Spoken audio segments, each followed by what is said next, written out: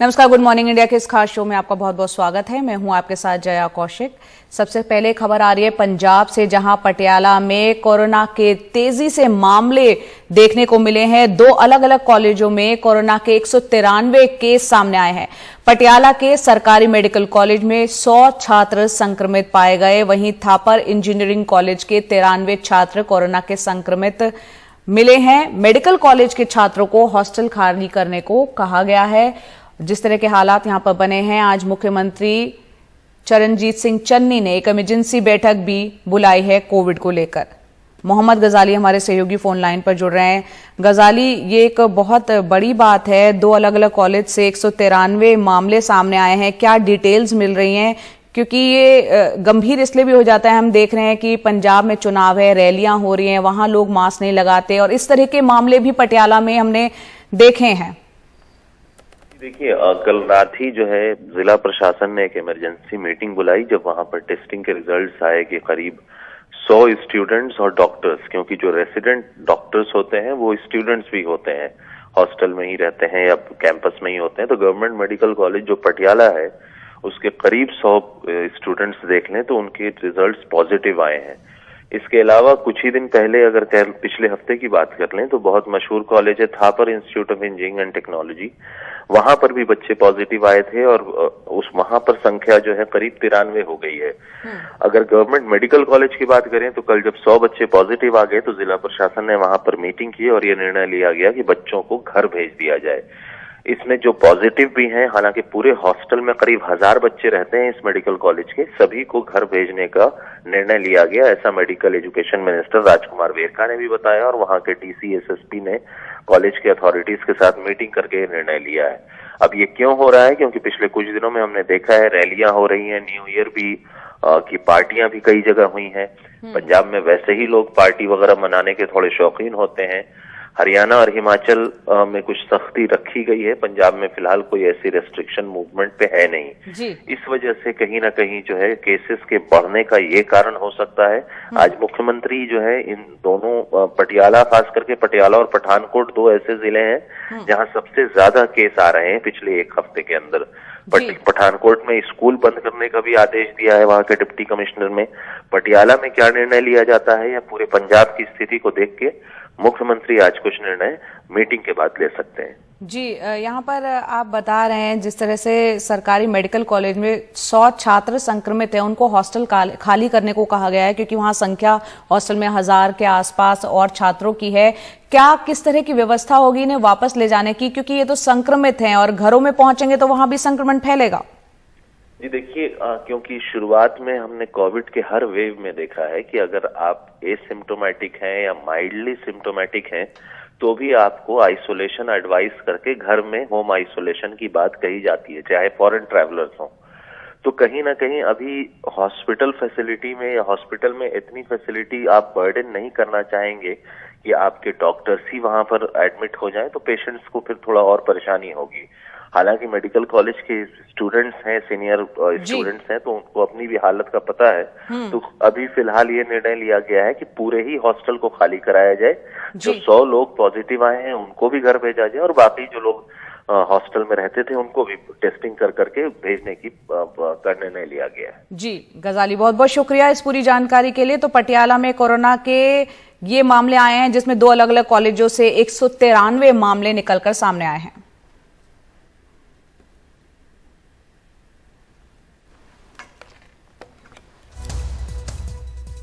तो देश में कोरोना के मामले हम देख रहे हैं लगातार बढ़ते चले जा रहे हैं। जहां एक तरफ सिर्फ 15 दिन पहले की बात करें तो पूरे देश में कोरोना के मामले रोजाना 5300 यानी 5300 तक ही आ रहे थे, लेकिन अब 24 घंटे के आंकड़ों की बात करें तो 34,000 नए मामले सामने आ चुके हैं। बीते 24 घंटे में राजधानी दिल्ली में 4000 के पार मामले देखने को मिले। मुंबई में 24 घंटे में 8000 के पार मामले हो गए।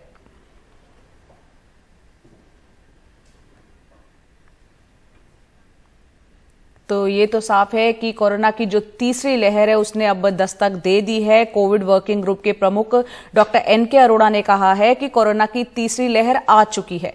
एनडीटीवी से बात करते हुए उन्होंने कहा कि दिल्ली में कोरोना के 80% से ज्यादा जो मामले हैं वो ओमिक्रॉन के हैं। साथ ही उन्होंने कहा कि आने वाले समय में जैसे जैसे ये वायरस फैलेगा, लगता है कि ओमिक्रॉन के मामले ज्यादा देखने को मिलेंगे। बड़े शहर हैं, मेट्रो सिटीज हैं, चाहे मुंबई है, बेंगलोर है, अहमदाबाद है, कोलकाता है, जहां पर ये तेजी से केस बढ़ रहे हैं, ऐसा लगता है कि ज्यादा इन सब जगह पे ओमिक्रॉन का रेशियो या प्रोपोर्शन बढ़ता चला जा रहा है। और आने वाले समय में जैसे ये और जगह फैलेगा तो ओमिक्रॉन तो एक तरीके से तीसरी लहर के आगाज हो चुका है और आने वाले समय में बहुत तेजी से केसेस बढ़ने की संभावना है। तो कोरोना के मामले जिस तेजी से बढ़ रहे हैं, बहुत लोगों के मन में अब डर पैदा हो रहा है। खासतौर से कोरोना की तीसरी लहर का डर उन लोगों को ज्यादा सता रहा है। जो सबसे ज्यादा परेशान वो लोग हो रहे हैं जो प्रवासी मजदूर हैं, रोजी रोटी के लिए दिल्ली, मुंबई जैसे महानगरों में वो जाते हैं, काम करते हैं रोजगार की तलाश में। इनको पहले लॉकडाउन के दौरान जो कुछ हुआ था वो सब याद आने लगा है। फिरोजाबाद के अनवर दिल्ली में केटरर का काम करते हैं, लेकिन शादियों और पार्टियों पर बंदिशों के चलते उनके पास काम नहीं है।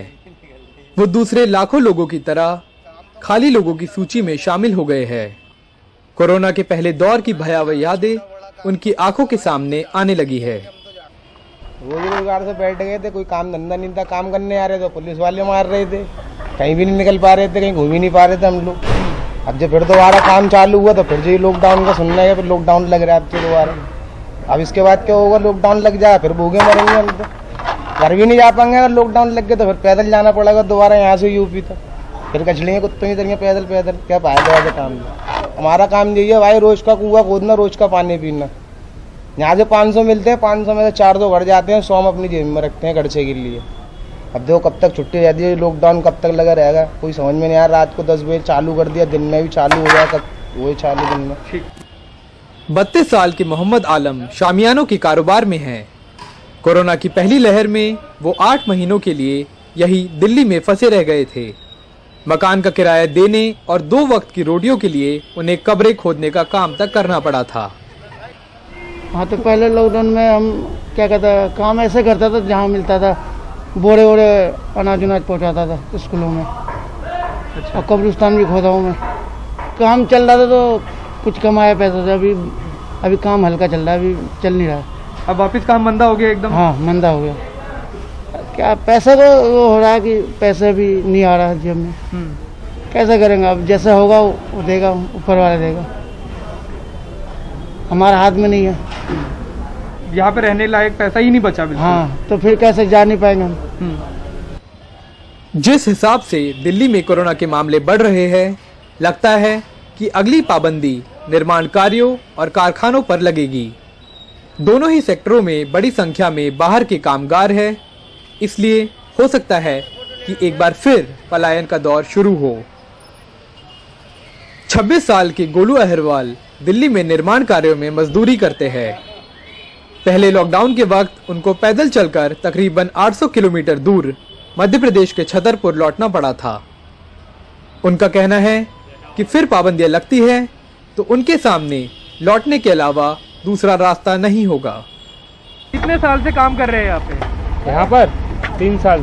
3 साल से? हाँ। अच्छा, एक बात बताइए, जब पहली बार कोरोना का हुआ था लॉकडाउन, क्या क्या समस्या हुई थी? बहुत समस्या हुई थी, पैदल जाना पड़ता था सर, और वाहन भी नहीं चल रहे थे, बंद हो गए थे, तो हम पैदल गए थे गाँव छतरपुर। हाँ।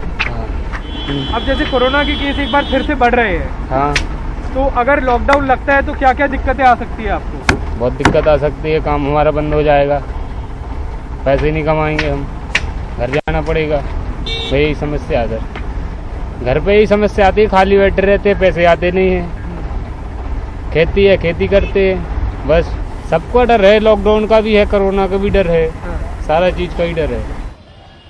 दिल्ली सरकार के ग्रेडेड रिस्पांस एक्शन प्लान के मुताबिक अगर अस्पतालों में भीड़ बढ़ती है और रेड अलर्ट जारी होता है तो इसके मायने ये होंगे कि निर्माण कार्यों पर पाबंदियां, लेकिन वहां नहीं जहां मजदूर भी रहते हैं। दुकानें, मॉल्स और साप्ताहिक बाजार बंद। शादियों में सिर्फ 15 लोगों की अनुमति। जरूरी सामान की ही डिलीवरी। रेस्टोरेंट में सिर्फ टेक अवे ही। शादियां सिर्फ घर या कोर्ट में ही। लेकिन दिल्ली सरकार कह रही है कि दहशत में आने की जरूरत नहीं है। लोग थोड़ा सतर्क रहें, जो प्रोटोकॉल का उसका पालन करें तो मुझे सख्ती बढ़ाने की आवश्यकता बिल्कुल नहीं पड़ेगी। और मैं मीडिया से भी थोड़ा निवेदन करूंगा कि एक पैनिक ना क्रिएट करें। देखो अभी सिचुएशन ठीक है, दिल्ली के अंदर बहुत कम लोग सीरियसली बीमार हैं। लॉकडाउन एवं प्रवासी मजदूरों की वापसी की वजह से पहले मोटा घाटा उठाने वाले कारोबारी चौकस है और सरकार से कोई व्यवहारिक फैसला लेने की अपील कर रहे हैं। कोविड के पिछले 2 स्पेल से जहां हम अभी रिकवरी कर रहे थे अपने खोए हुए व्यापार की, एक बार पुनः देश का व्यापार कोविड की चपेट में आ रहा है और जिसको देखते हुए राज्य सरकारों ने अलग अलग तरीके की रेस्ट्रिक्शंस लगाई हैं।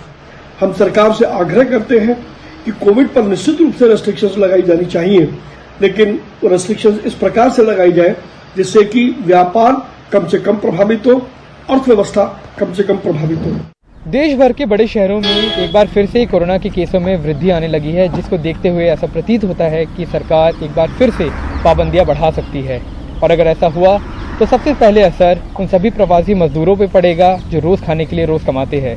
तो अगर कोरोना के खिलाफ जंग में पाबंदियां बढ़ाना जरूरी है तो उम्मीद इस चीज की भी है कि सरकार कम से कम इस बार इतने कदम ठीक से उठाए ताकि जो यातनाएं इन लोगों ने पलायन के दौरान झेली वो फिर से इन्हें झेलनी ना पड़े। कैमरा पर्सन सुशील राठी के साथ मैं अक्षय डोंगरे, एनडीटीवी इंडिया। और इस वक्त खबर आ रही है दिल्ली के मुख्यमंत्री अरविंद केजरीवाल, उन्होंने ट्वीट किया है कि उनको कोरोना हो गया है, कोरोना पॉजिटिव है। उन्होंने बताया कि उनको माइल्ड सिम्टम्स है, यानी हल्के लक्षण हैं और उनके आसपास जो भी उनके संपर्क में लोग आए हैं वो अपने आप को आइसोलेट कर लें। ये ट्वीट अब से कुछ देर पहले उन्होंने 8:11 पर किया है। तो हम लगातार देख रहे थे कि जिस तरह से चुनावों के दौरान रैलियां हो रही हैं, खुद अरविंद केजरीवाल भी जो दिल्ली के मुख्यमंत्री है, आम आदमी पार्टी के राष्ट्रीय संयोजक है, पंजाब में उन्होंने कई रैलियां की है। ये वो ट्वीट है इस वक्त टेलीविजन स्क्रीन पर आप देख रहे हैं जिसमें उन्होंने कहा है कि वो कोरोना पॉजिटिव हो गए हैं और उन्होंने अपने आप को आइसोलेट कर लिया अपने घर पर। और साथ ही उन्होंने ये कहा है कि पिछले दिनों जो कोई भी उनके संपर्क में आए हैं वो अपना टेस्ट करा लें और खुद को आइसोलेट कर लें। जिस तरह से रैलियों में नेता हो चाहे जनता हो परहेज करती हुई नजर आ रही है मास्क से, ऐसे में ये मामले तेजी से अगर बढ़ते हैं तो हैरानी नहीं होगी, जबकि तमाम एक्सपर्ट्स ये कह रहे हैं कोरोना की तीसरी लहर ने दस्तक दे दी है। ऐसे में बहुत जरूरी है कि हर कोई अपना अपना ख्याल रखे, क्योंकि खुद अपना ख्याल रखेंगे तो आसपास के लोग खुद ब खुद सुरक्षित रह पाएंगे। क्योंकि ओमिक्रॉन वेरिएंट जो है जिस तेजी से फैलता है, 4 से 5 गुना तेजी से बताया जाता है, ये तेजी से फैलता है डेल्टा वेरिएंट के मुकाबले। ऐसे में ज्यादा संक्रामक WHO भी बता चुका है। ऐसे में बेहद जरूरी है कोरोना प्रोटोकॉल का पालन करना। तो दिल्ली के मुख्यमंत्री अरविंद केजरीवाल कोरोना पॉजिटिव हो गए हैं, इस बात की जानकारी खुद उन्होंने ट्वीट करके दी है। अब से कुछ देर पहले, करीब 4 मिनट पहले उन्होंने एक ट्वीट किया है। उन्होंने कहा है कि उन्होंने अपने आप को आइसोलेट कर लिया, अलग थलग कर लिया, वो घर पर है। साथ ही उन्होंने ये कहा है कि उनको हल्के लक्षण है और जो कोई भी लोग उनके संपर्क में आए हैं वो अपना टेस्ट करवा लें, अपने आप को आइसोलेट कर लें। तो हम लगातार देख रहे हैं किस तरह से मामले दिल्ली में भी तेजी से बढ़े हैं। परिमल हमारे सहयोगी हमारे साथ जुड़ रहे हैं। परिमल, यहाँ पर दिल्ली के मुख्यमंत्री कोरोना पॉजिटिव हो गए हैं, उन्होंने ट्वीट करके इस बात की खुद जानकारी दी है। निश्चित तौर पे ये स्थिति जो है वो बहुत आसान वाली नहीं कह सकते, क्योंकि ओमिक्रॉन को लेके पहले भी कहा गया है कि ये ब्रेक थ्रू इन्फेक्शन भी देता है, री इन्फेक्शन की भी बात होती है, यानी दोबारा इन्फेक्शन की भी बात होती है। और इसी को लेकर जांच पड़ताल का सिलसिला भी चल रहा है स्वास्थ्य मंत्रालय की तरफ से। लेकिन दिल्ली को लेकर अगर आपसे कुछ जानकारी साझा करना चाहें तो जो स्वास्थ्य मंत्रालय के सूत्र हैं वो ये कह रहे हैं कि अगले 7 से 8 दिन यानी 8 तारीख के आसपास तक दिल्ली में रोजाना ये हो सकता है, जिस तरीके से रफ्तार है मामलों की, कि वो 8 से 9 हजार रोजाना तक पहुंच जाए। ये डराने के मकसद से नहीं कही गई बात है, ये समझाने के मकसद से कही गई है कि लोग एहतियात बरतें। और मास्क सबसे बेहतर उपाय के तौर पे अभी भी माना जा रहा है कि आपने वैक्सीन लिया है तो मास्क का इस्तेमाल जरूर करें, गैदरिंग से बचें। और लोगों में ये मैसेज जाना चाहिए कि किस तरीके से मामले बढ़ रहे हैं। जानकारी हमें ये भी मिल रही है कि एम्स में जो दाखिला बिल्कुल थम सा गया था, वो एम्स ट्रॉमा सेंटर में जो कोविड के लिए एक निर्धारित हॉस्पिटल में से एक है, उसमें दाखिला बढ़ना शुरू हो गया है और उसकी तादाद अच्छी खासी हो गई है। तो अभी तक ये मान के नहीं चलना चाहिए जया लोगों को कि ये बहुत माइल्ड रहने वाला है, इससे बहुत कुछ नहीं होने वाला है, नुकसान नहीं होगा। कई लोग ये भी कह रहे हैं कि डेल्टा को रिप्लेस कर देगा और ये आम आदमी में इम्यूनिटी ऐसी ला देगा जिससे कोई दिक्कत नहीं होगी। तो अभी तक चीजें इवॉल्व हो रही है और इवॉल्विंग सिचुएशन में हम ये कोई कयास नहीं लगा सकते कि वाकई ऐसी स्थिति होने वाली है। प्रिलिमिनरी ऐसे एविडेंसेज है जया, लेकिन अभी तक फाइनल कंक्लूजन ड्रॉ नहीं हुआ है कि वाकई ये बहुत माइल्ड रहने वाला है और इससे बहुत नुकसान नहीं होगा। तो एहतियात बरतने की जरूरत है। मुख्यमंत्री के अरविंद केजरीवाल भी पॉजिटिव हुए हैं, तो ये भी अपने आप में बताता है कि उनको पहले भी उन्होंने, आप याद कीजिए कि पुराने लहर के वक्त में तब भी ये सिचुएशन आया था, अगर आपको याद हो। तो आदमी को अभी थोड़ा सा एहतियात बरतने की जरूरत है, क्योंकि एहतियात में ही हम इस बीमारी से लड़ सकते हैं और मुकाबला कर सकते हैं। परिमल, आप जो बता रहे हैं एम्स में अचानक से भर्तियां जो इन मरीजों की बढ़ गई है, क्योंकि अभी तक ये सभी जानते हैं कि माइल्ड सिम्टम्स देखने को मिल रहे हैं, लेकिन ये इतना संक्रामक है, 4 से 5 गुना ज्यादा तेजी से डेल्टा के मुकाबले फैलता है। ऐसे में बेशक माइल्ड सिम्टम्स है, लेकिन जो अभी मरीज वहां पर भर्ती हुए हैं वो, उनकी हालत कैसी है, वो किस तरीके के हैं, उनके बारे में कुछ जानकारी मिली है क्या? देखिए, बहुत ज्यादा जानकारी नहीं है और बहुत ज्यादा कहना ठीक नहीं होगा, लेकिन लोगों को बताना जरूरी है कि ओमाइक्रॉन के बीच में जो ये मान के चल रहे थे कि सब माइल्ड होते हैं, आराम से हॉस्पिटल जाते हैं, उनको कोई दिक्कत नहीं होती है, तो हॉस्पिटलाइजेशन की संख्या इस बीच में बढ़ी है। वैसे मरीज जो कम्युनिटी से जिनके सैंपल पॉजिटिव आए हैं और जिनको जरूरत पड़ी है, वैसे लोगों का दाखिला हुआ है एम्स ट्रॉमा सेंटर में। तो यहाँ पर यह भी समझिए जया कि ऐसी स्थिति फर्स्ट वेव में भी नहीं थी। आप अगर याद करेंगे तो पहली लहर में जब मामले ऊपर उठकर नीचे गिरे थे तो 9000 के आसपास तक आए थे और तब मामलों ने उछाल भरना शुरू किया था। दूसरी लहर में जब मामले गिरे हैं तो 5300 के आसपास 20 दिसंबर को मामले थे दया, और अब 20 दिसंबर से आप देखिए 5300 से मामले वो 34,000 पे जा पहुंचे। आज उससे कहीं ज्यादा मामला होगा, जो अभी कुछ देर में रिपोर्ट आएगी जो स्वास्थ्य मंत्रालय की तरफ से देश भर का हाल आएगा कोरोना का। तो ये बहुत तेजी से फैल रहा है, ऐसा रफ्तार पुराने वेरिएंट में नहीं देखा गया है और बहुत तेजी से फैल रहा है। तो जब अगर तेजी से मामले बढ़ेंगे तो हॉस्पिटलाइजेशन भी होगा, लोग बीमार भी पड़ेंगे, और ये मानकर भी चलना चाहिए कि जब लोग हॉस्पिटलाइज होंगे तो उसके 15-20 दिन बाद जिनकी स्थिति बहुत ज्यादा खराब होगी तो उसमें डेथ्स भी रिपोर्ट होंगी। तो अभी एहतियात बरतना बहुत जरूरी है, क्योंकि कोई कंक्लूजन अभी तक नहीं निकल पाया कि ये किस तरीके से वेरिएंट रहने वाला है। प्राइमरी तौर पे या प्रिलिमिनरी तौर पे जो चीजें पता चली है उसके आधार पे हम ये चीजें कह रहे हैं कि ये माइल्ड बहुत है और इससे बहुत ज्यादा नुकसान नहीं हो रहा है। जी जी बिल्कुल। यहाँ पर परिमल आप हमारे साथ बने रहें और विस्तार से इस पर हम चर्चा करेंगे, क्योंकि दिल्ली के मुख्यमंत्री खुद कोरोना पॉजिटिव हो गए हैं। इस बात की जानकारी उन्होंने ट्वीट के जरिए खुद दी है। क्या ऐसे में दिल्ली में मामले 24 घंटे की अगर बात करें तो 4000 के पार 4099 केस आ चुके हैं। ऐसे में क्या दिल्ली में और ज्यादा सख्त पाबंदियां होंगी, इस पर भी चर्चा करेंगे। फिलहाल एक छोटा सा ब्रेक। आपको बता दें कि दिल्ली के मुख्यमंत्री अरविंद केजरीवाल कोरोना पॉजिटिव हो गए हैं। इस बात की जानकारी खुद उन्होंने ट्वीट के जरिए दी है। अपने ट्वीट में उन्होंने लिखा है कि मेरा कोविड टेस्ट पॉजिटिव आया है, हल्के लक्षण हैं, मैंने घर पर खुद को आइसोलेट कर लिया है। पिछले कुछ दिनों में जो लोग मेरे संपर्क में आए हैं कृपया खुद को आइसोलेट कर लें और टेस्ट कराएं।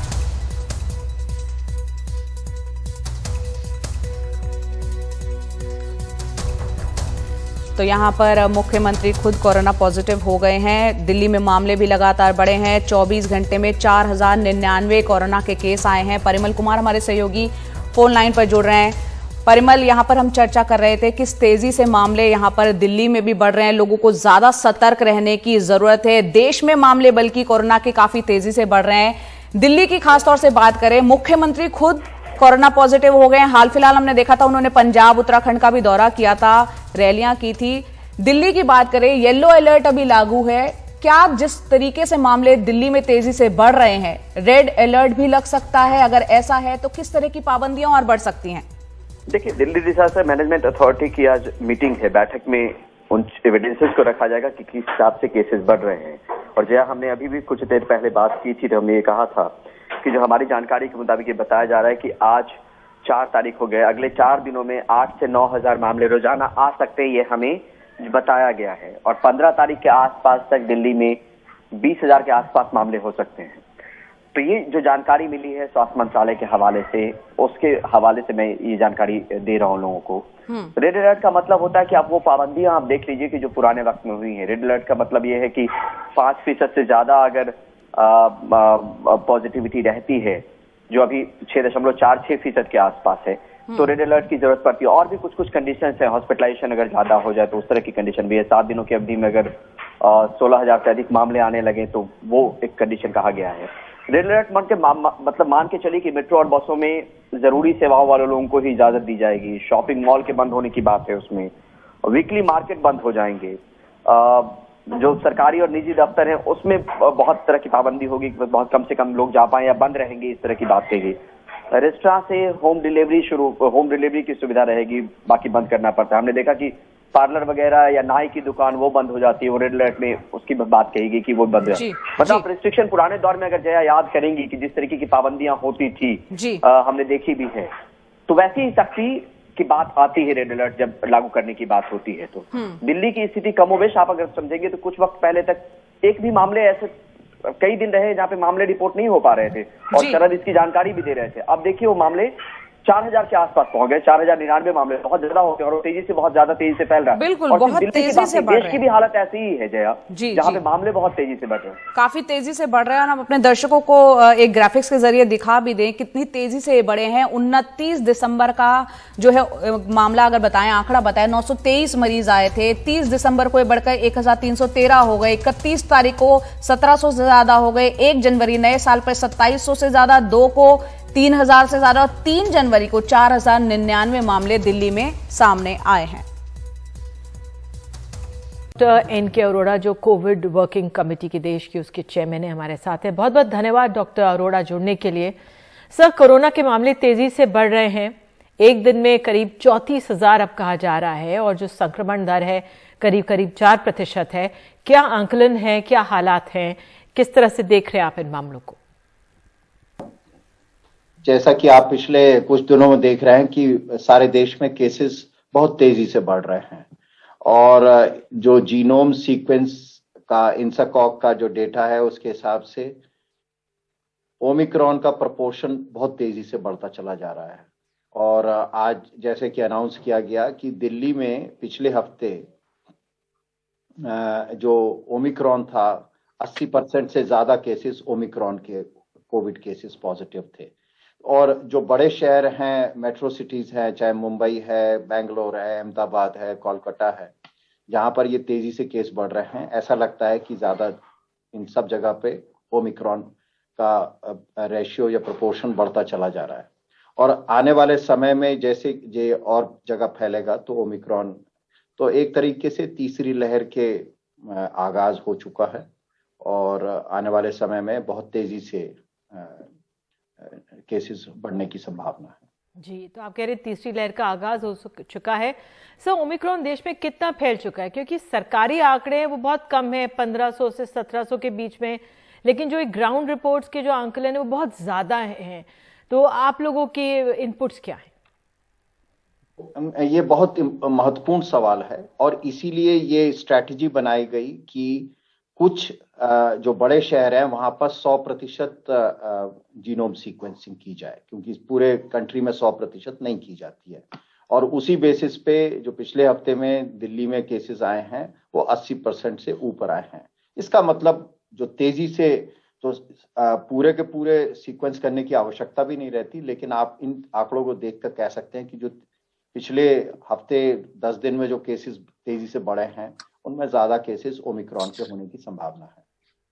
सर, तो फिर ऐसे में अब हमें करना क्या है? किस तरह की तैयारी हमें करनी है?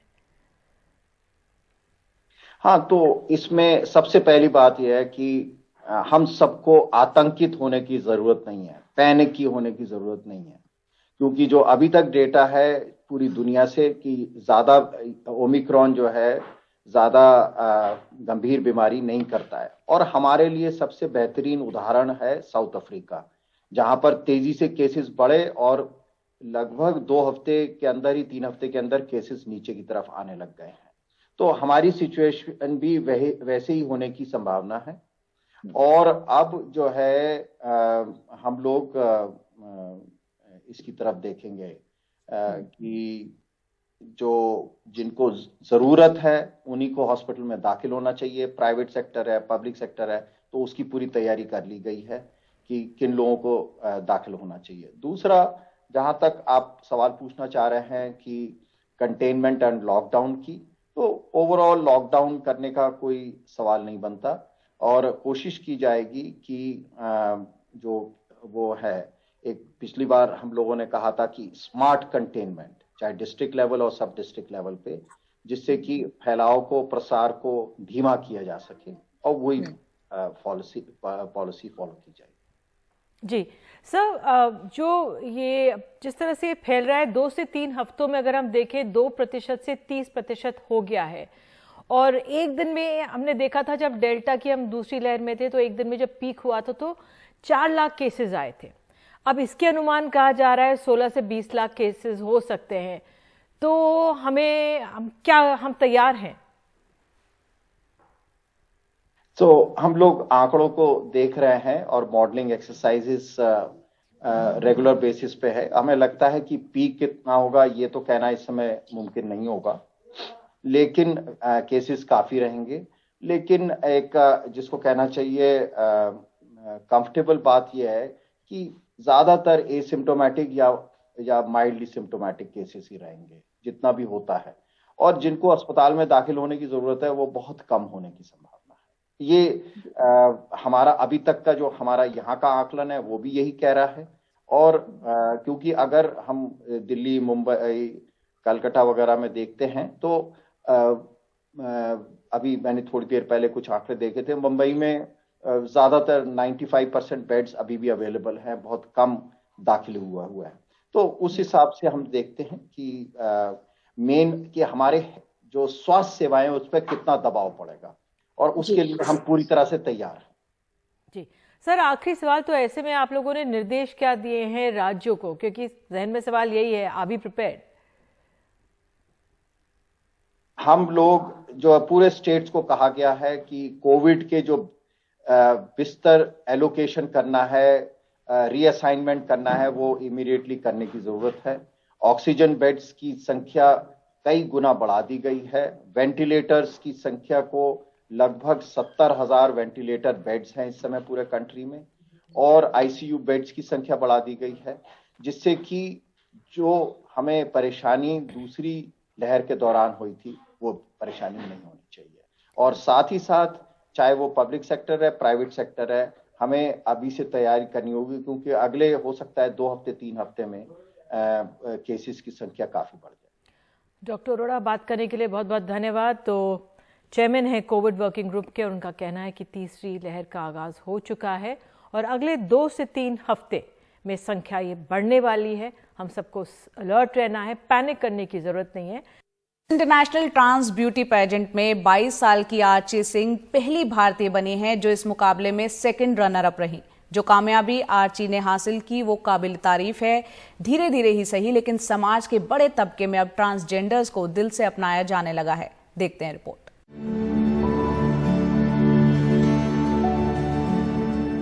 नमस्कार everyone, my name is Archi Singh, miss international trans second runner up. बचपन में जब बच्चा होता है वो धीरे धीरे बड़ा होता है तो उसे अपने बारे में कहीं ना कहीं रियलाइज होने लगता है कि उसके साथ कुछ डिफरेंस है। तो उस टाइम पे वो जो फीलिंग होती है वो काफ़ी परेशान करने लगती है। धीरे धीरे जब आप बड़े होते हो, आप उस चीज़ के बारे में जानने लगते हो तो सब कुछ समझ आ जाता है। ऐसा ही मेरे साथ हुआ था। मेरी भी बहुत अच्छी फैमिली है, सब कुछ है, पर जब मुझे अपने बारे में रियलाइज़ हुआ कि हूँ आई एम, तो ये मेरे लिए बहुत डिफ़िकल्ट था कि वो ड्रीम्स को पूरा करना जो मैं सोच रही थी, जो मैं बचपन से आर्ची को देख रही थी, उस आर्ची को सामने लाना लोगों के सामने, वो बहुत मुश्किल था। क्योंकि शायद ये सोसाइटी वो चीज़ नहीं समझती। They think that only the trans womens are only can be beggars, sex worker और डांसर्स। सो मैंने जो अपनी सिस्टर को अपने बारे में बताया तो she accepted me and she said that कि it's okay, we accept you and I know about you. मैं वेट कर रही थी कि कब तो अपने बारे में बता। थोड़ा सा डिफ़िकल्ट था मेरे पेरेंट्स को समझाना, बट या दे अंडरस्टैंड एवरीथिंग। और मेरे डैडी, मेरे मैंने आज तक किसी के फादर इस तरीके से नहीं देखे होंगे जो इतना सपोर्ट करें। मेरे डैडी ने मुझे इस सपोर्ट किया कि उन्होंने बोला सबके सामने कि पहले ही मेरा बेटा था but now she is my daughter, so I really want to like live with her. I feel like I am very lucky that I have such a supported family who supported me. I faced lots of things in my life. लोग transformation को कुछ नहीं समझते हैं। They can be anything. They can be a model. They can be a doctor. They can be a high post person. So this is a very main thing जो society में change करने की हमें बहुत ज़रूरत है। And I want to be that face in society. एक trans women भी आइकन हो सकती है सोसाइटी में लोगों का नज़रिया बदलने की। Being as a international model मैंने अपने भारत को रिप्रेजेंट किया इंटरनेशनली कोलंबिया जाके, तो मैं भारत की पहली ट्रांस वुमेन वो बनी जो इंडिया के लिए क्राउन लेके आई। वापस भारत आने के बाद मुझे मीडिया हाईलाइट मिला बट मुझे इतनी अपॉर्चुनिटीज़ का काम नहीं मिला। We have a platform but still we don't have opportunities because of the stereotypes things. There is a lots of discrimination which we are facing now.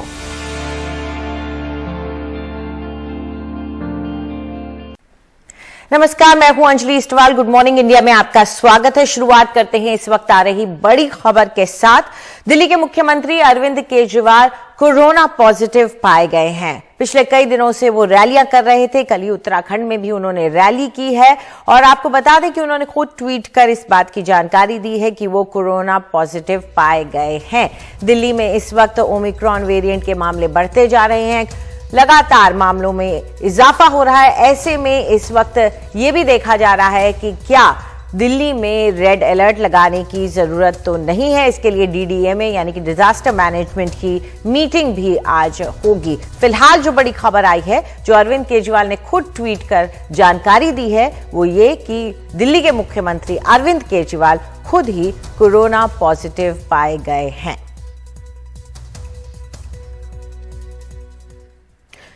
उन्होंने ट्वीट कर कहा है कि मेरा कोविड टेस्ट पॉजिटिव आया है, हल्के लक्षण हैं, मैंने घर पर खुद को आइसोलेट कर लिया है। पिछले कुछ दिनों में जो लोग मेरे संपर्क में आए हैं, कृपया खुद को आइसोलेट कर लें और टेस्ट कराएं। तो ये उन्होंने साफ कर दिया है कि उन्हें लक्षण हल्के ही हैं। इस पर ज्यादा जानकारी के लिए आइए सीधा रुख करते हैं हमारे सहयोगी परिमल कुमार का। परिमल, इस वक्त जो खबर आ रही है उसके मुताबिक दिल्ली के मुख्यमंत्री खुद ही कोरोना पॉजिटिव हो गए हैं और ये तो हम सभी जानते हैं कि ओमिक्रॉन कितना ज्यादा संक्रामक है। ऐसे में डीडीएमए की मीटिंग क्यों खास है? क्या पाबंदियां बढ़ सकती हैं? देखिए, मीटिंग खास होने की वजह अंजलि यही है कि कुछ वक्त पहले अगर याद करें तो ना के बराबर मामले थे, अब वो 4000 के ऊपर चले गए हैं। जो हमें स्वास्थ्य मंत्रालय के सूत्र कह रहे हैं कि अगले 3 से 4 दिनों में दिल्ली की ये मामले 8 से 9000 के आसपास रोजाना आएंगे और 15 दिनों के भीतर, यानी 15 तारीख तक, माफ कीजिएगा, 15 तारीख तक ये 15 से 20 हजार तक जा सकता है। इस बात की आशंका है, जो ये रफ्तार है उस तरफ इशारा कर रही है और इसी को लेकर ये बैठक अहम हो जाती है क्योंकि ट्रांसमिशन तभी होता है जब गैदरिंग होती है, लोग बाहर निकलते हैं और जो कोविड एप्रोप्रिएट बिहेवियर है उसका पालन नहीं करते हैं। तो ये मीटिंग उस मायने में खास है। जिस रेड अलर्ट की बात हो रही है, वो रेड अलर्ट लगने का मतलब है कि आप शॉपिंग मॉल बंद कर देंगे, नाई की दुकान बंद हो जाएगी, आपको मेट्रो में या बसों में जो एसेंशियल सर्विसेज में लगे लोग हैं उन्हीं को जाने की इजाजत होगी, जो सरकारी और प्राइवेट दफ्तर है उसको बंद करने की बात होती है। तो ये तमाम रिस्ट्रिक्शन इसलिए आते हैं कि लोगों की गैदरिंग, लोगों की आवाजाही उस तरीके से नहीं हो। और इसको लेकर बैठक है, बैठक 11 बजे शुरू होगी और उम्मीद है कि दोपहर बाद तक कुछ फैसला आ सकता है क्योंकि संकेत उसी बात के हैं कि जिस हिसाब से रफ्तार ने गति पकड़ी है कोरोना के मामलों को लेकर। यहां पर एक चीज और बताना जरूरी है कि जो हमें जानकारी मिली है स्वास्थ्य मंत्रालय के सूत्रों के हिसाब से कि एम्स में दाखिला बढ़ गया है। 60 के आसपास महज 2 दिनों में एम्स ट्रॉमा सेंटर में कोरोना के मरीजों का दाखिला हुआ है, जो अब तक बिल्कुल, अगर आप एक हफ्ते पहले तक बात करें तो वहां पे न के बराबर दाखिला था। 1-2 या उससे ज्यादा दाखिला वहां पर नहीं होता था, वो 60 के आसपास पहुंच गया अंजलि।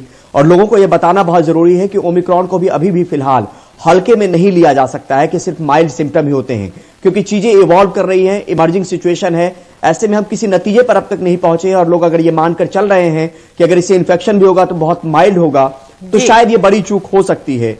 और यही बड़ी वजह है कि बार बार राज्य सरकारों को भी ये कहा गया है कि अपने स्वास्थ्य प्रबंधन या व्यवस्था को वो बहुत दुरुस्त रखें, क्योंकि आने वाली स्थिति या आशंका के मद्देनजर ये तैयारी करवाई जा रही है। और इसी के मद्देनजर दिल्ली की सूरत हाल भी ऐसी है और इसी सिलसिले में ये बैठक बहुत अहम हो जाती है। जी बिल्कुल, आप हमारे साथ बने रहें। तो जानकारी यह है कि दिल्ली में डिजास्टर मैनेजमेंट अथॉरिटी की महत्वपूर्ण बैठक 11 बजे होगी, जैसे परिमल भी बता रहे थे, और इसमें कोरोना की स्थिति और बढ़ते हुए ओमिक्रॉन के मामलों की समीक्षा की जाएगी। ग्रैप जो कि एक नया सिस्टम है जिसके अनुसार दिल्ली में पाबंदियां लगाई जाती हैं, उसके अनुसार अगले अलर्ट को लेकर भी फैसला हो सकता है। उपराज्यपाल अनिल बैजल की अध्यक्षता में वर्चुअल माध्यम से ये बैठक होगी। अरविंद केजरीवाल को भी इस बैठक में शामिल होना है, जो कि अब कोविड पॉजिटिव भी हैं, लेकिन वर्चुअल बैठक है। उप मुख्यमंत्री मनीष सिसोदिया, स्वास्थ्य मंत्री सत्येंद्र जैन, राजस्व मंत्री कैलाश गहलोत, ये सभी इसमें मौजूद रहेंगे। ऐसे में परिमल, अगर दिल्ली में रेड अलर्ट होता है, अगर पाबंदियां बढ़ती हैं, तो किस तरह की पाबंदियां होंगी? देखिए, यहां पर अभी भी हमारी आपकी बात हो रही थी, उस पर हमने कहा कि शॉपिंग मॉल बंद करने होंगे। बसों और मेट्रो में सिर्फ जो एसेंशियल सर्विसेज में लोग लगे हैं उन्हीं को जाने की इजाजत होगी, ट्रैवल करने की इजाजत होगी। नाई की दुकान बंद करनी पड़ेगी, बाजारों को बंद करना पड़ेगा, सरकारी और प्राइवेट दफ्तर को बंद करना पड़ेगा। तो इस तरीके के कड़े फैसले हैं रेड अलर्ट में। और इसमें यह कहा जाता है अंजलि कि 5% से ज्यादा जब पॉजिटिविटी रेट होती है या फिर हफ्ते भर तक 16,000 के आसपास मामले आते हैं, तो कुछ कुछ क्राइटेरिया डिसाइड किया गया, तब रेड अलर्ट लगाने की बात होती है। दिल्ली की पॉजिटिविटी रेट फिलहाल 6.46% के आसपास है, जो अपने आप में इस तरफ इशारा कर रही है। लेकिन जब जानकार मिलकर बैठेंगे तो एक नतीजे पर पहुंच पाएंगे कि किस तरीके की पाबंदियों से शुरुआत की जा सकती है। लेकिन यहां पर यह चीज बताना जरूरी है कि लोगों में एक मैसेज ये देना बहुत जरूरी है कि ओमिक्रॉन को लेकर सिर्फ माइल्ड सिम्टम को लेकर वो आश्वस्त ना रहे कि इससे माइल्ड सिम्टम ही होता है, क्योंकि वो अंतिम निष्कर्ष नहीं है। और ये बार बार मैं इसलिए भी कह रहा हूं क्योंकि मामले जिस तरीके से बढ़ रहे हैं, जब मामले बढ़ेंगे तो हॉस्पिटलाइजेशन बढ़ेगा, जब हॉस्पिटलाइजेशन बढ़ेगा तो डेथ्स भी रिपोर्ट होंगी। उस बात से इनकार नहीं किया जा सकता। इसलिए आपने भी बहुत लंबे समय से देखा है इसको कि जब हॉस्पिटलाइजेशन होता है उसके 15-20 दिन बाद आमतौर पर माना जाता है कि जब मरीज की स्थिति बिगड़ती है तो डेथ्स भी रिपोर्ट होते हैं। तो ये एक संकेत जो है, जिस तरीके से मामले बढ़ रहे हैं, 4,000, अब मुझे बताया गया है कि अगले 8 तारीख के आसपास तक ये 8,000-9,000 के आसपास पहुंच जाएंगे। 15 तारीख के आसपास ये 15 से 20,000 रोजाना दिल्ली में मामले रिपोर्ट हो सकते हैं। और एक बात और बताना जरूरी है कि ओमिक्रॉन का कम्युनिटी ट्रांसमिशन है दिल्ली में, यानी वो लोग संक्रमित हो रहे हैं जो आम आबादी है, जिनका ट्रैवल हिस्ट्री नहीं है विदेशों का। तो यहां पर सतर्कता में ही सावधानी की बात जो है वो है, और सतर्क रहना बहुत जरूरी है। कोविड अप्रोप्रिएट बिहेवियर अपनाएं, गैदरिंग से बचें। तो ये सरकार भी कहती रही है और हमारे माध्यम से भी बात जनता के बीच में पहुंचनी चाहिए, क्योंकि बहुत हल्के में लेने की जरूरत नहीं है ओमिक्रॉन इस वेरिएंट को। क्योंकि एक चीज और यहां पर बताना अंजलि जरूरी है, जब पहली वेव के बाद 98,000 के आसपास मामले गए थे पीक में, जब मामले गिरे तो 9,000 के आसपास आए। 9,000 से मामला शुरू हुआ तो 4,14,000 के आसपास हमने मामला देखा। जब वो गिरा तो 5300 के आसपास मामले इस 20 दिसंबर को रिपोर्ट हुए अंजलि। और अब देखिए 34,000 के मामले आसपास, कल जो मामले आए थे वो 34,000 के आसपास थे। तो रफ्तार बहुत तेज वाली है। जब मामले बढ़ेंगे तो हॉस्पिटलाइजेशन भी होगा, तो सतर्क रहने की बहुत जरूरत है अभी फिलहाल लोगों को। जी शुक्रिया इस पूरी जानकारी के लिए। तो इस मीटिंग पर, इस बैठक पर हमारी नजर रहेगी कि क्या ये पाबंदियां बढ़ती हैं, क्या दिल्ली वालों की मुश्किलें बढ़ती हैं। आपको बता दें कि जो रेड अलर्ट अगर लागू होता है तो उसमें बसें, मेट्रो ये सब बंद हो जाएंगी, सिर्फ एसेंशियल वर्कर्स के लिए रहेंगी। सैलून, ब्यूटी पार्लर ये सब बंद होगा। रेस्तरां बंद हो जाएंगे, सिर्फ होम डिलीवरी की इजाजत रहेगी। शादी समारोह में सिर्फ 15 लोगों की इजाजत रहेगी, आप बड़ा समारोह नहीं कर पाएंगे। और कई दुकानों को बंद किया जाएगा, सिर्फ जरूरी चीजों की दुकानों को खुला रखा जाएगा। तो मामले लगातार बढ़ रहे हैं, दिल्ली हो या दूसरे राज्य हो। पंजाब में भी कोरोना के विस्फोट के मामले सामने आ रहे हैं। 2 अलग अलग कॉलेजों में, पटियाला के, यहां कोरोना के 193 मामले सामने आए हैं। पटियाला के सरकारी मेडिकल कॉलेज में 100 छात्र संक्रमित पाए गए हैं और दूसरी तरफ थापड़ इंजीनियरिंग कॉलेज में 93 छात्र संक्रमित पाए गए हैं। मेडिकल कॉलेज के छात्रों को हॉस्टल खाली करने के लिए भी कह दिया गया है। और इसके बाद आज मुख्यमंत्री चरणजीत सिंह चन्नी ने एक इमरजेंसी कोविड बैठक भी बुलाई है।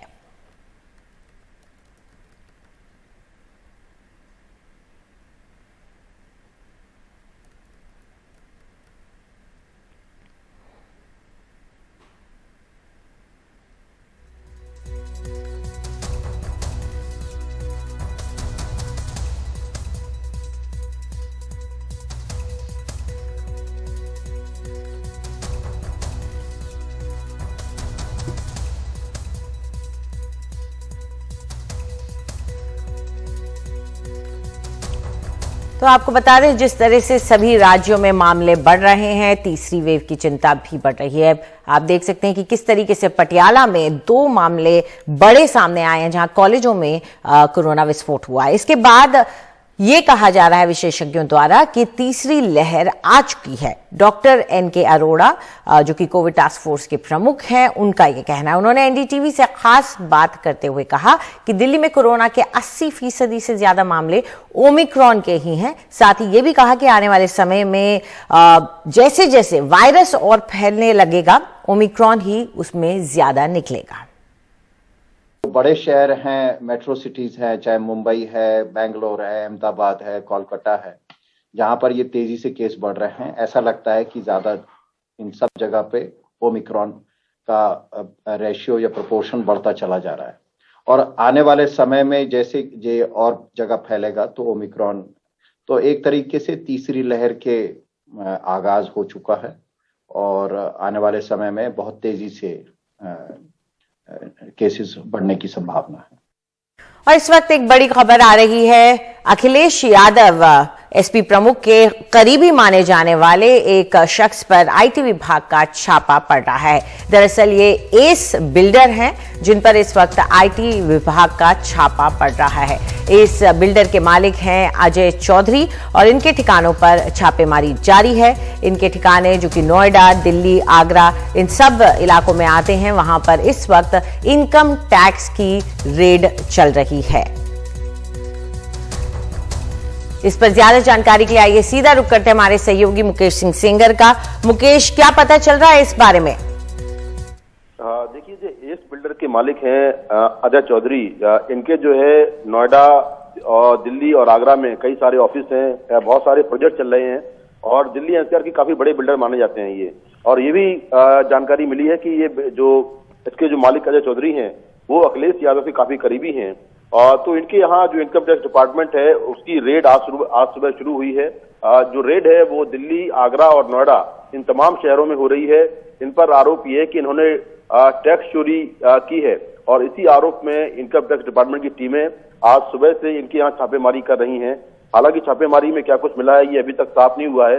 बस इतनी जानकारी मिली है कि एस बिल्डर के जो मालिक हैं अजय चौधरी, उनके कई ठिकानों पर दिल्ली और एनसीआर में छापेमारी की जा रही है। इसके पहले हमें अगर याद है तो जो पंपी जैन है उनके यहाँ पिछले 4-5 दिनों से लगातार इनकम टैक्स डिपार्टमेंट की छापेमारी चल रही है। पहले कन्नौज में शुरू हुई थी और कन्नौज के बाद फिर कल उनको इनकम टैक्स डिपार्टमेंट की टीम कानपुर लेकर आई है, जहां पर उनके रिश्तेदारों के यहाँ और उनके तमाम जो और ठिकाने हैं कानपुर में, फैक्ट्री और घर, वहां पर भी रेड की जा रही है और कहा जा रहा है कि उनके यहाँ से कुछ कैश और सोना बरामद हुआ है। हालांकि अभी क्या कुछ मिला है इसको लेकर कोई आधिकारिक बयान इनकम टैक्स का नहीं आया है। तो कुल मिलाकर जो समाजवादी पार्टी और खासतौर से अखिलेश यादव के करीबी लोग हैं, उनके ठिकानों पर इनकम टैक्स डिपार्टमेंट लगातार छापेमारी कर रहा है और ये छापेमारी चुनाव के पहले हो रही है, इसलिए इसको लेकर कई सारे सवाल खड़े हो रहे हैं। जी, इस पूरी जानकारी के लिए शुक्रिया। तो इस वक्त जो बड़ी खबर आ रही है, जैसे कि हमारे सहयोगी बता रहे थे कि एस बिल्डर नाम की एक कंपनी के मालिक हैं, उनके ऊपर इस वक्त छापेमारी चल रही है। अजय चौधरी हैं और उनके अलग अलग ठिकानों पर, नोएडा, दिल्ली और आगरा के ठिकानों पर इस वक्त छापेमारी चल रही है और इस तरफ इशारे किए जा रहे हैं, कहा जा रहा है कि ये अखिलेश यादव के करीबी हैं। फिलहाल एक छोटा सा ब्रेक के बाद खबरों का सिलसिला जारी है। कोरोना की इस तीसरी लहर की आहट के बीच कल से 15 से 18 साल के किशोरों के टीकाकरण की भी शुरुआत हो गई है। पहले ही दिन बड़ी तादाद में किशोरों का वैक्सीनेशन भी हुआ। देश में तकरीबन 7 करोड़ 40 लाख किशोर हैं। 15 से 18 साल के बीच के किशोरों को कोरोना के टीके लगने लगे हैं। देश में इस उम्र की आबादी करीब 7 करोड़ 40 लाख है। टीकाकरण के पहले दिन केंद्रीय स्वास्थ्य मंत्री मनसुख मांडविया ने भी बच्चों को टीका लगा रहे केंद्रों का जायजा लिया। Now that finally we're getting vaccinated, we're really excited. So yeah. ये लग रहा था कि वैक्सीन लगने के बाद जो है वो कोविड बहुत माइल्ड होता है, अगर होता भी है तो। उसका पता नहीं, बट वही एक सेंस ऑफ प्रोटेक्शन आ जाती है। जैसे लाइक वैक्सीन लगता है, वी फील सेफ। बाहर निकलने पे लाइक वो डर नहीं रहता है कि हाँ कोरोना हो जाएगा। डरने का कुछ है नहीं, जिनको भी डर लग रहा है वैक्सीन ले लो, कुछ होने वाला है नहीं, अच्छा है। काफ़ी सेफ भी रहोगे वैक्सीन लेके, तो इट्स बेटर कि तुम ले ही लो पहले। जिस दिन अडल्ट के लिए अनाउंस हुआ था ना सारे वैक्सीन बाहर के और अपने देश के, मैं तब से रुका था अपने वैक्सीन के लिए, अब आ गया तो ले लिया मैंने फर्स्ट डे पे। टीका लगने की खुशी है? हाँ, अब बाहर जाने को मिल सकता है। हाँ मिल सकता है, लेकिन उसके लिए भी 2 डोज होना चाहिए पूरा, अभी पहला ही है। पहला ही है। ये बताइए कि आप भी साथ में आए हैं, बच्चे को अभी तक पेरेंट्स को बहुत चिंता रहती है कि बच्चों को भी कोरोना ना हो जाए, उनको टीका नहीं मिला है। आपने तो टीका ले लिया होगा दोनों? ले लिया। तो अब बच्चे को भी एक टीका तो कम से कम मिल गया। एक अभिभावक के नाते किस तरह की खुशी है आपको?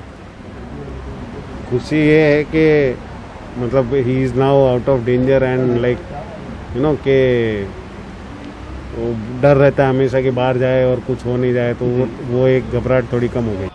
पिछले 5 दिनों में देश में कोरोना के केस 2.5 गुना बढ़ चुके हैं। इन 5 दिनों में 1,14,000 नए मामले सामने आए। पॉजिटिविटी रेट बढ़कर 3.84% तक जा पहुंची है।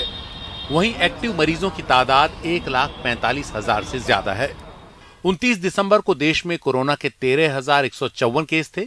30 दिसंबर को 16,764 हुए। 31 दिसंबर को 22,775, 1 जनवरी को 27,553 और 2 जनवरी को 33,750 मामले सामने आए। वहीं देश में नए वेरिएंट ओमिक्रॉन का आंकड़ा 1700 तक जा पहुंचा है। बीते 2 दिनों के दौरान दिल्ली की 3 लैब्स ILBS, LNJP और NCDC से जो जीनोम सीक्वेंसिंग की रिपोर्ट आई है उसमें 84% केस ओमिक्रॉन के आए हैं। कम्युनिटी सैंपल में भी ओमिक्रॉन वेरिएंट की काफी मौजूदगी दिख रही है। अभी तक स्थिति बहुत ही कंट्रोल में है। मैंने जैसा बताया कि केसेस तो नंबर बढ़ रहे हैं, परंतु उसके प्रोपोर्शनेटली लोग सीरियस बीमार नहीं हो रहे हैं, अस्पताल नहीं जा रहे हैं, इसलिए बड़े संतोष की बात है। बट फिर भी ये कहेंगे नंबर ऐसा ना हो कि बहुत ही आउट ऑफ कंट्रोल हो जाए। अभी देखो 202 पेशेंट दिल्ली के अस्पतालों में है। पिछली बारी जब एक्टिव केसेस 8,000 के आसपास थे तो अस्पतालों में 1,000, 1,500, 2,000 लोग होते थे। तो संख्या बहुत ही कम है, परंतु ऐसा ना हो कि भी बाद में जाके बढ़ जाए। सतर्क रहने की जरूरत है। अभी ऐसा कुछ नहीं है कि नेक्स्ट लेवल पे जाने की। मामलों ने एक बार फिर से रफ्तार पकड़ना शुरू कर दिया है। अस्पताल पर फिलहाल ज्यादा बोझ नहीं बढ़ा है, पर आशंका से इनकार नहीं, क्योंकि नए वेरिएंट को लेकर प्रारंभिक जानकारी तो है, पर अंतिम निष्कर्ष का अब भी इंतजार है। नई दिल्ली से Parimal Kumar, NDTV India. Corona की तीसरी लहर का डर सता रहा है। ऐसे में सबसे ज्यादा परेशान वो प्रवासी मजदूर हैं जो रोजी रोटी के लिए दिल्ली जैसे महानगरों का रुख करते हैं। इनको पहले लॉकडाउन के दौरान इनके साथ जो कुछ हुआ वो एक बार फिर से इन्हें याद आने लगा है। फिरोजाबाद के अनवर दिल्ली में केटरर का काम करते हैं, लेकिन शादियों और पार्टियों पर बंदिशों के चलते उनके पास काम नहीं है। वो दूसरे लाखों लोगों की तरह खाली लोगों की सूची में शामिल हो गए हैं। कोरोना के पहले दौर की भयावह यादें उनकी आंखों के सामने आने लगी है। रोजगार से बैठ गए थे, कोई काम धंधा नहीं था, काम करने आ रहे थे पुलिस वाले मार रहे थे, कहीं भी नहीं निकल पा रहे थे, कहीं घूम ही नहीं पा रहे थे हम लोग। अब जब फिर दोबारा काम चालू हुआ तो फिर जो लॉकडाउन का सुनना है, फिर लॉकडाउन लग रहा है अब तो दोबारा। अब इसके बाद क्या होगा, लॉकडाउन लग जाए फिर भूखे मरेंगे हम तो, घर भी नहीं जा पाएंगे। अगर लॉकडाउन लग गया तो फिर पैदल जाना पड़ेगा दोबारा यहाँ से यूपी तक, फिर कचलेंगे कुत्तों की तरह पैदल पैदल। क्या फायदा है काम में? हमारा काम यही है भाई, रोज का कुआं खोदना, रोज का पानी पीना। यहाँ से 500 मिलते हैं, 500 में से 400 घर जाते हैं, 100 हम अपनी जेब में रखते हैं खर्चे के लिए। अब देखो कब तक छुट्टी रहती है, लॉकडाउन कब तक लगा रहेगा, कोई समझ में नहीं आ रहा। रात को 10 बजे चालू कर दिया, दिन में भी चालू हो जाए, कब वही चालू दिन में। 32 साल के मोहम्मद आलम शामियानों के कारोबार में हैं। कोरोना की पहली लहर में वो 8 महीनों के लिए यही दिल्ली में फंसे रह गए थे। मकान का किराया देने और 2 वक्त की रोटियों के लिए उन्हें कब्रें खोदने का काम तक करना पड़ा था। हाँ, तो पहले लॉकडाउन में हम क्या कहता काम ऐसे करता था जहाँ मिलता था, बोरे वोरे अनाज उनाज पहुँचाता था स्कूलों में। अच्छा। और कब्रिस्तान भी खोदा हूँ मैं। काम चल रहा था तो कुछ कमाया पैसा से। अभी काम हल्का चल रहा है, अभी चल नहीं रहा। अब वापस काम मंदा हो गया एकदम? हाँ, मंदा हो गया। क्या पैसा तो वो हो रहा है कि पैसे भी नहीं आ रहा जेब में। कैसा करेंगे अब, जैसा होगा वो देगा, ऊपर वाला देगा, हमारा हाथ में नहीं है। यहाँ पे रहने लायक पैसा ही नहीं बचा बिल्कुल। हाँ, तो फिर कैसे जा नहीं पाएंगे हम। जिस हिसाब से दिल्ली में कोरोना के मामले बढ़ रहे हैं, लगता है कि अगली पाबंदी निर्माण कार्यों और कारखानों पर लगेगी। दोनों ही सेक्टरों में बड़ी संख्या में बाहर के कामगार है, इसलिए हो सकता है कि एक बार फिर पलायन का दौर शुरू हो। 26 साल के गोलू अहिरवाल दिल्ली में निर्माण कार्यों में मजदूरी करते हैं। पहले लॉकडाउन के वक्त उनको पैदल चलकर तकरीबन 800 किलोमीटर दूर मध्य प्रदेश के छतरपुर लौटना पड़ा था। उनका कहना है कि फिर पाबंदियां लगती है तो उनके सामने लौटने के अलावा दूसरा रास्ता नहीं होगा। कितने साल से काम कर रहे हैं यहाँ पे? यहाँ पर 3 साल। 3 साल से। अच्छा, एक बात बताइए, जब पहली बार कोरोना का हुआ था लॉकडाउन, क्या क्या समस्या हुई थी? बहुत समस्या हुई थी, पैदल जाना पड़ता था सर, और वाहन भी नहीं चल रहे थे, बंद हो गए थे, तो हम पैदल गए थे गाँव छतरपुर। अब जैसे कोरोना के केस एक बार फिर से बढ़ रहे हैं, तो अगर लॉकडाउन लगता है तो क्या क्या दिक्कतें आ सकती है आपको? बहुत दिक्कत आ सकती है, काम हमारा बंद हो जाएगा, पैसे नहीं कमाएंगे हम, घर जाना पड़ेगा, यही समस्या है सर। घर पे ही समस्या आती है, खाली बैठे रहते, पैसे आते नहीं हैं, खेती है, खेती करते हैं, बस सबको डर है, लॉकडाउन का भी है, कोरोना का भी डर है, सारा चीज का ही डर है। दिल्ली सरकार के ग्रेडेड रिस्पांस एक्शन प्लान के मुताबिक अगर अस्पतालों में भीड़ बढ़ती है और रेड अलर्ट जारी होता है तो इसके मायने ये होंगे कि निर्माण कार्यों पर पाबंदियां, लेकिन वहां नहीं जहां मजदूर भी रहते हैं। दुकानें, मॉल्स और साप्ताहिक बाजार बंद, शादियों में सिर्फ 15 लोगों की अनुमति, जरूरी सामान की ही डिलीवरी, रेस्टोरेंट में सिर्फ टेक अवे ही, शादियां सिर्फ घर या कोर्ट में ही। लेकिन दिल्ली सरकार कह रही है कि दहशत में आने की जरूरत नहीं है। लोग थोड़ा सतर्क रहें, जो प्रोटोकॉल का उसका पालन करें तो मुझे शक्ति बढ़ाने की आवश्यकता बिल्कुल नहीं पड़ेगी। और मैं मीडिया से भी थोड़ा निवेदन करूंगा कि एक पैनिक ना क्रिएट करें। देखो अभी सिचुएशन ठीक है, दिल्ली के अंदर बहुत कम लोग सीरियसली बीमार हैं। लॉकडाउन एवं प्रवासी मजदूरों की वापसी की वजह से पहले मोटा घाटा उठाने वाले कारोबारी चौकस है और सरकार से कोई व्यवहारिक फैसला लेने की अपील कर रहे हैं। कोविड के पिछले 2 स्पेल से जहां हम अभी रिकवरी कर रहे थे अपने खोए हुए व्यापार की, एक बार पुनः देश का व्यापार कोविड की चपेट में आ रहा है और जिसको देखते हुए राज्य सरकारों ने अलग अलग तरीके की रेस्ट्रिक्शंस लगाई हैं। हम सरकार से आग्रह करते हैं कि कोविड पर निश्चित रूप से रेस्ट्रिक्शंस लगाई जानी चाहिए, लेकिन रेस्ट्रिक्शंस इस प्रकार से लगाई जाए जिससे कि व्यापार कम से कम प्रभावित हो, अर्थव्यवस्था कम से कम प्रभावित हो। देश भर के बड़े शहरों में एक बार फिर से कोरोना के केसों में वृद्धि आने लगी है, जिसको देखते हुए ऐसा प्रतीत होता है कि सरकार एक बार फिर से पाबंदियां बढ़ा सकती है। और अगर ऐसा हुआ तो सबसे पहले असर उन सभी प्रवासी मजदूरों पर पड़ेगा जो रोज़ खाने के लिए रोज़ कमाते हैं। तो अगर कोरोना के खिलाफ जंग में पाबंदियां बढ़ाना ज़रूरी है तो उम्मीद इस चीज़ की भी है कि सरकार कम से कम इस बार इतने कदम ठीक से उठाए ताकि जो यातनाएं इन लोगों ने पलायन के दौरान झेली वो फिर से इन्हें झेलनी ना पड़े। कैमरा पर्सन सुशील राठी के साथ अक्षय डोंगरे, एनडीटीवी इंडिया।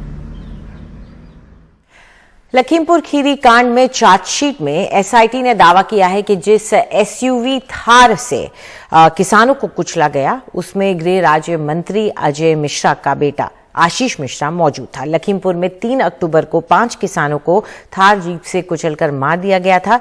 इस मामले में आज एसआईटी ने करीब 5000 पेज की चार्जशीट अदालत में दाखिल की थी और अब इस मामले में 13 लोग जेल में हैं।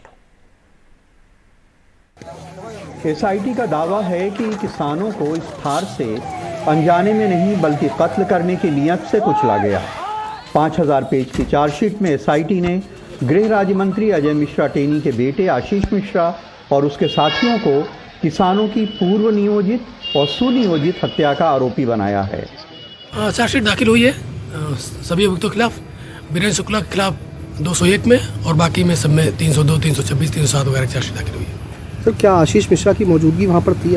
गवाहों के बयान में आया है कि आशीष मिश्रा वहाँ मौके पर मौजूद थे। चार्जशीट पे चीज़ है सीडी में है। जो गवाहों से जो बयान जो हुए हैं जिन लोगों के और जांच जो की है एसआईटी ने, उसके बाद ये चीज़ क्लियर हुई है कि क्योंकि इस मामले में कई लोग थे जो लखनऊ के थे, कुछ बाहर के भी लोग थे, तो इन्होंने पूरी प्लानिंग करके बाहर से जो है गुंडों को बुलाया था, उसके बाद प्लानिंग करके किसानों को मारा गया है। ये चीज़ क्लियर हो गई थी एसआईटी की जांच में। 3 अक्टूबर को लखीमपुर के तिकुनिया इलाके में जिस थार से किसानों को कुचला गया था, उस काफिले में 3 गाड़ियां शामिल थीं। सबसे आगे थार थी जो गृह राज्य मंत्री अजय मिश्रा के नाम है। उसके पीछे फॉर्च्यूनर थी जो पूर्व केंद्रीय मंत्री अखिलेश दास के भतीजे अंकित दास की थी, और उसके पीछे स्कॉर्पियो थी जो वीरेंद्र कुमार शुक्ला की है। चार्जशीट दाखिल कर दी गई है क्या? चार्जशीट दाखिल कर दी गई है। किस मामले में? 219 में। ठीक है, वही तिकुनिया हिंसा मामले से जुड़ी। ठीक। अच्छा, कोई नाम, कुछ नाम भी बढ़े हैं क्या? शुक्ला नाम बढ़ा। ये क्या धारा लगी क्या उन पे? 201। चार्जशीट के मुताबिक इस कांड से जुड़े 4 लोगों के पास असलहे थे, जिनमें गृह राज्य मंत्री के बेटे आशीष मिश्रा, अंकित दास के गनर नफीस और अंकित दास के साथी नंदन के पास लाइसेंस वाले असलहे थे, जबकि आशीष के साथी सुमित जायसवाल के पास अवैध असलहा। लेकिन किसान इस मामले में गृह राज्य मंत्री अजय मिश्रा टेनी का नाम दर्ज करवाने के लिए फिर अदालत का दरवाजा खटखटाना चाहते हैं। अजय मिश्रा टेनी का नाम इनमें नामजद किया जाए, उनको जमकर तहरीर में नाम है, लेकिन उनका नाम नहीं है आज इस चार्जशीट में, जबकि एक्सपेक्टेशन ये थी कि उनका नाम आना चाहिए। प्रॉपर इन्वेस्टिगेशन हमें लग रहा है नहीं हुई इस हिसाब से। थार गाड़ी अजय मिश्रा टेनी के नाम पे थी, उनका रोल भी था, उनके स्टेटमेंट भी थे, लेकिन उनको पार्टी नहीं बनाया गया, उनको नामजद नहीं किया गया इस केस में। तो आपको क्या स्थिति रहेगी, आप लोग क्या करेंगे? पैनल से डिस्कशन करना पड़ेगा, लेकिन हमको लगता है कि इस केस में अब हमको 156 डालनी पड़ेगी प्रॉपर इन्वेस्टिगेशन के लिए। कांग्रेस महासचिव प्रियंका गांधी ने चार्जशीट में गृह राज्य मंत्री अजय मिश्रा टेनी का नाम न होने पर ट्वीट कर लिखा कि लखीमपुर खीरी नरसंहार मामले की चार्जशीट में भी केंद्रीय गृह राज्य मंत्री के बेटे ही किसानों को कुचलने की घटना के मुख्य आरोपी हैं, लेकिन नरेंद्र मोदी जी के संरक्षण के चलते अजय मिश्रा टेनी पर जांच की आंच तक नहीं आई है और वे अपने पद पे बने हुए हैं। समाजवादी पार्टी के अध्यक्ष अखिलेश यादव ने आज लखनऊ में एक प्रेस कॉन्फ्रेंस के बीच चार्जशीट में गृह राज्य मंत्री अजय मिश्रा टेनी का नाम न होने पे तंज किया। भारतीय जनता पार्टी में कोई ऐसी वॉशिंग मशीन बनी हुई है, किसी अपराधी को भेज दोगे वो अपराधी लगेगा ही नहीं उसमें, कोई नई वॉशिंग मशीन खरीद करके लाया वो। लखीमपुर खीरी कांड में इंसाफ के रास्ते का ये सिर्फ पहला पड़ाव है, लेकिन मारे गए किसानों के परिवारों को एक उम्मीद की कहीं किरण नजर आई है कि यह मामला अंजाम को भी पहुंचेगा। लखीमपुर खीरी में प्रतीक श्रीवास्तव और लखनऊ में कैमरामैन राजेश गुप्ता के साथ कमाल खान, एनडीटीवी इंडिया। गौतम बुद्ध नगर के दादरी में एक रास्ते को लेकर विवाद पैदा हो गया है। ये रास्ता बंद कर दिया गया है। एक शख्स का कहना है कि ये उसकी निजी प्रॉपर्टी है, जबकि इलाके के लोगों का कहना है कि ये रास्ता दशकों पुराना है। देखिए रिपोर्ट। एक तस्वीर सोमवार की और दूसरी करीब 1 हफ्ते पहले की। यह रास्ता था जहां अब दीवार है। इसके एक सिरे पर अयोध्यागंज काठ मंडी है तो दूसरे सिरे पर नई आबादी बस्ती। नई आबादी में रहने वाले लोगों का आरोप है कि प्लॉट के मालिक समीर भाटी ने जबरदस्ती रास्ते में दीवार खड़ी कर दी। पुलिस की मदद से लोगों की आवाज दबा दी गई। वहीं अयोध्यागंज के लोग कहते हैं यह कभी भी आम रास्ता नहीं था। सारी परेशानियां हम जिंदगी से पहले से रास्ता आई। हम रात बेरात को दिन में अपने चले जावे, बच्चे छोटे छोटे, बताओ रोड पे को हम जाएंगे। देखो कल परसों हमारी माँ निकली, एक्सीडेंट होगा उनका। ये रास्ता नहीं था ना, ये कोई रास्ता है, ये प्लॉट है। यहाँ तो कोई आते जाते नहीं थे। यह सही है कि इस रास्ते से होकर पहले लोग आया जाया करते थे। अब लोग सीधे काठ मंडी से होते हुए दादरी मेन बाजार में नहीं जा पाते हैं। अब उन्हें थोड़ी दूर घूम के बाजार में जाना पड़ता है। इससे लोगों की परेशानी तो बढ़ी है। हालात बेकाबू न हो, इसके लिए पुलिस बल भी तैनात है। ये रास्ता कब से? ये 100 साल से, अब से नहीं है। ये तो खुले, इसके नीचे सड़क है डामर की, रोड है ना, वो रोड की डामर की बनी हुई। ये दिया था हमें कि तुम्हारा ये रास्ता बंद हो रहा तो इसी रास्ते को दे दूंगा। बाद में वो बेच दिया। परेशानी निकलने की, हम जाते ही नहीं, इधर से निकल जाए, हमारी बहन बेटी निकले, अदब से निकल जाओ, उधर रोड पर जाएंगे, कोई छेड़ेगा। नई आबादी बस्ती में लोगों की माने तो यह रास्ता कई सालों से वजूद में था, जबकि जमीन के मालिक समीर भाटी कहते हैं कि उन्होंने 1998 में यह जमीन ही खरीदी है। अब उन्होंने ये जमीन किसी और को बेच दी है। ये प्लॉट जो है हमने 98 में खरीदा है। ये पर्सनल प्रॉपर्टी उस समय भी थी, ये आज भी पर्सनल प्रॉपर्टी है, लेकिन चूंकि हमारी प्राइवेट प्रॉपर्टी है, उसको हमने अब बेच दिया। विवाद को लेकर दोनों पक्षों के अपने अपने तर्क हैं। हालांकि ऑन रिकॉर्ड कोई भी सरकारी अधिकारी इस पर बोलने को तैयार नहीं है, पर ऑफ रिकॉर्ड वो ये कह रहे हैं कि यह जमीन प्राइवेट प्रॉपर्टी है। दरअसल ऐसे विवाद तब होते हैं जब हमारी नगर परियोजना में खोट होता है। अधिकारियों को देखना चाहिए कि किसी के वैध अधिकार की रक्षा हो और आम लोगों को मुश्किल भी ना हो। गौतम बुद्ध नगर दादरी से कैमरामैन अशोक माले के साथ राजीव रंजन, एनडीटीवी इंडिया। और गुड मॉर्निंग इंडिया में हम आपको बता दें कि आज इन 5 खबरों पर हमारी नजर लगातार रहेगी। दिल्ली से सबसे पहले क्या पाबंदियां बढ़ सकती हैं? डीडीएमई की आज 11 बजे अहम बैठक है, इस पर नजर रहेगी। इसके अलावा पंजाब के पटियाला से खबर आ रही है कि वहां पर 193 छात्र संक्रमित हो गए हैं, मेडिकल और इंजीनियरिंग के छात्र हैं। वहीं बुलीबाई ऐप केस में एक संदिग्ध को हिरासत में लिया गया है और उम्मीद ये की जा रही है कि मुंबई पुलिस की जांच में बात आगे बढ़ेगी। वहीं लाइन ऑफ एक्चुअल कंट्रोल में 60,000 चीनी सैनिक तैनात हैं, लेकिन यह भी कहा जा रहा है कि भारत पूरी तरह से तैयार है। और जो 5वीं खबर है वो मध्य प्रदेश से है कि वहां पर बेरोजगारों का एक मेला लग गया है, जहां 10 पदों के लिए हजारों युवा कतार में खड़े नजर आए हैं।